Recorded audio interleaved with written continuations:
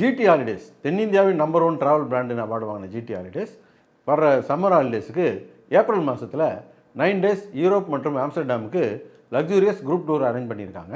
Paris, Zurich, Venice, ரோம்னு எல்லா முக்கிய நகரங்களையும் கவர் பண்ணுறாங்க. இந்த பேக்கேஜில் professional tour manager, premium accommodation, tasty Indian food, pizza, side சீயிங்னு எல்லாமே கவர் ஆகிடும். இந்த டூருக்கு ட்ராவல் நவ் பே லேட்டர்ன்ற ஸ்கீமும் அவைலபிளாக இருக்குது. மேலும் விவரங்களுக்கு திரையில ஃபோன் பண்ணுங்கள்.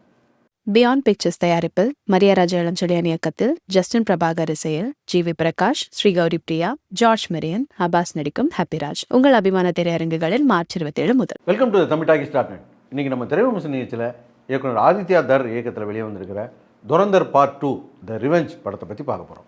இந்த படத்துடைய கதையை பற்றி பார்த்தோம்னா, இந்த படத்துடைய பார்ட் 1லேயே மேஜர் போர்ஷன் முடிஞ்சு போச்சு. ஏன்னா பார்ட் 1ல் அவர் வந்து வில்லனெல்லாம் அடித்து காலி பண்ணியிருப்பார்.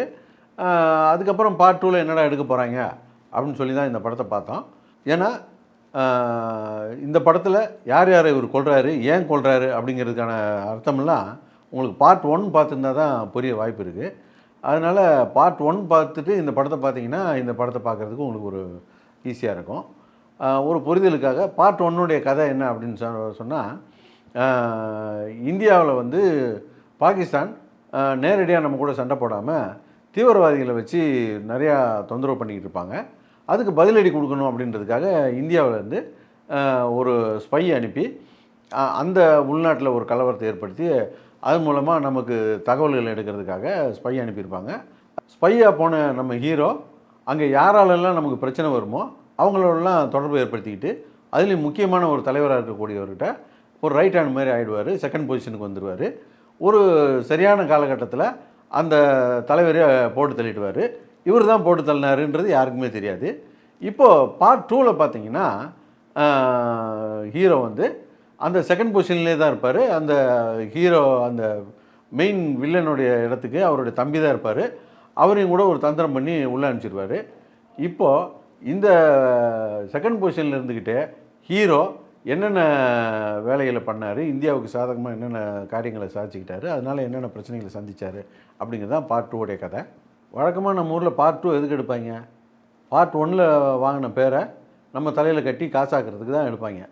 அதனால் இந்த படம் பார்ட் 2ல் எதுவும் இருக்காது, சும்மா வரட்டிழுப்பாக இழுக்க போகிறாங்க அப்படின்னு நினச்சி தான் நாங்கள் போய் பார்த்தோம். ஆனால் பார்ட் 2உடைய ஆரம்பமே ரொம்ப நல்லா இருந்தது. ஃபஸ்ட்டு பார்ட்லேயே அவர் போய் ஸ்பையாக போய் பெரிய சாதனைகள்லாம் பண்ணியிருந்தாலும் செகண்ட் பார்ட்டில் தான் அவர் எப்படி ஸ்பை ஆனார் அப்படிங்கிறதுக்கான ஃப்ளாஷ்பேக்லேருந்து தான் இந்த கதை ஆரம்பிக்குது. அந்த போர்ஷனே ரொம்ப நல்லா இருந்தது. அது மட்டும் இல்லாமல் ஃபஸ்ட்டு பார்ட்லேயே படத்துடைய மேஜர் போர்ஷன் முடிஞ்சிருக்கும். ஃபஸ்ட்டு பார்ட்டில் நிறையா விஷயமும் இருக்கும். ஹீரோ யார், அவர் எங்கே போனார், என்னென்ன மாதிரியான வேலைகளை செஞ்சு உள்ளே போனார், வில்லன் யார், அவருடைய பேக்ரவுண்ட் என்ன, இந்த 2 பேரும் எப்போ சந்தித்தாங்க, எப்படி பழகினாங்க, அதன் பிறகு எப்படி வில்லனை போட்டு தள்ளினாருன்ற ஒரு பெரிய டீட்டெயில் இருக்கும். இந்த டீட்டெயிலை வச்சுக்கிட்டு ஒரு 4 மணி நேரம் படத்தை ஓட்டுறது கூட ஈஸியான விஷயந்தான். ஆனால் படமே முடிஞ்சு போன கதையிலேருந்து ஆரம்பித்து பாக்கி ஒரு 4 மணி நேரம் படத்தை ஓட்டணும் அப்படின்னும்போது ரொம்ப ஒரு கஷ்டமான விஷயம். இந்த படத்தில் வந்து பார்த்திங்கன்னா ஆஃப் வேல தான் படம் ஓப்பன் ஆகுது. இந்த மெயின் வில்லன் செத்துட்டு 2வது வில்லன் பொசிஷனுக்கு வரப்போகிறாரு. இந்த இடத்துலேருந்து இந்த கதை ஆரம்பித்தா கூட சின்ன சின்ன வில்லனுங்களை வச்சுக்கிட்டு ரொம்ப இன்ட்ரெஸ்டிங்காகவே கதையை நகர்த்தியிருந்தாங்க. செகண்ட் ஹாஃப்லலாம் கிளைமேக்ஸ்லலாம் வந்து ரொம்ப நல்லாவே பண்ணியிருந்தாங்க. நிறையா ட்விஸ்டெல்லாம் வச்சுருந்தாங்க. குறிப்பாக இந்த மாதவன் வந்து ஃபோன் பேசுகிற சீனு, அப்புறம் கடைசியில் இவரை வந்து ஒருத்தர் ட்ராப் பண்ணிட்டு போவார், அந்த கேரக்டரு, இந்த மாதிரியான விஷயங்கள்லாம் ரொம்ப சர்ப்ரைஸாக இருந்தது. இன்டர்வல் சீன்லாம் ரொம்பவே நல்லா இருந்தது. படம் நல்லா டீசெண்டாக போயிட்டு இருக்கும்போது திடீர்னு பார்த்தா சில குபீர் சிரிப்பு சீன்களும் வந்துடுச்சு படத்தில்.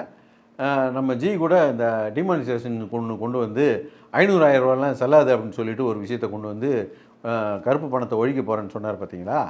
அதுக்கு இன்றைக்கி வரைக்கும் சங்கிகளாலே அது ஏன் செஞ்சாருன்னு முட்டு கொடுக்க முடியாமல் டயர்டாகி உட்காந்துக்கிட்டு இருக்காங்க. படத்து டைரக்டர் பார்த்தீங்கன்னா திடீர்னு ஒரு பேய் கதையை கொண்டாந்து அதுக்குள்ளே சொருவி விட்டார்.